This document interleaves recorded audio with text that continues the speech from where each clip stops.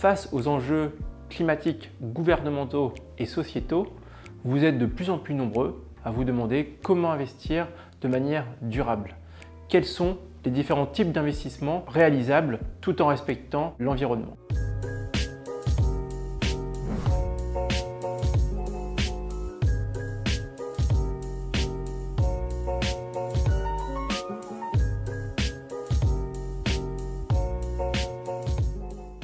Les sociétés de gestion ont développé des supports d'investissement en unité de compte qui vous permettent d'investir de manière durable et éthique. Les fonds verts aujourd'hui répondent à différents critères environnementaux, sociaux et de gouvernance. Il s'agit en fait des fonds ESG. Pour répondre à la demande sur les investissements entre guillemets verts, les sociétés de gestion recherchent pour leurs fonds des entreprises qui ont une démarche proactive contre le réchauffement climatique pour l'accessibilité de l'emploi et le financement de la santé. Naturellement, les fonds ESR sont plutôt à la mode en ce moment et de plus en plus de sociétés de gestion créent, développent et confortent ce type de fonds. Il existe différents labels et certifications en place sur le marché.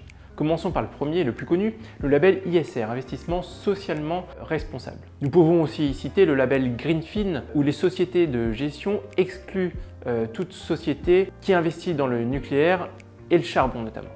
Nous pouvons aussi faire référence au label Finansol, qui vise les entreprises et associations à forte utilité sociale et environnementale.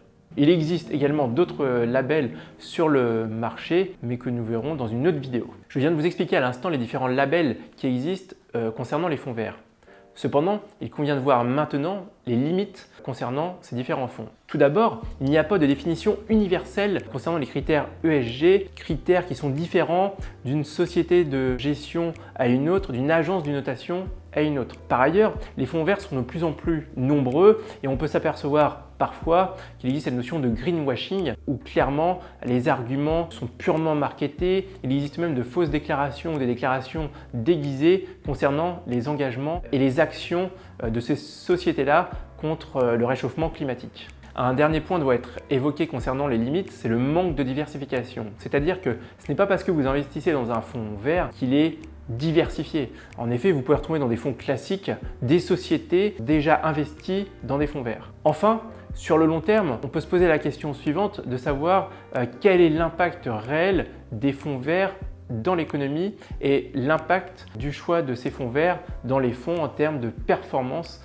et de risque. Pour conclure, je dirais que les problématiques concernant le réchauffement climatique sont de plus en plus nombreuses et prégnantes au sein de notre société. Les critères concernant ce type d'investissement devraient donc s'affiner dans le temps puisque de plus en plus de sociétés s'intéressent à ce type d'investissement. Vous souhaitez être conseillé concernant vos placements et vous vous intéressez aux fonds verts, n'hésitez pas à me contacter et je me ferai un plaisir de vous répondre.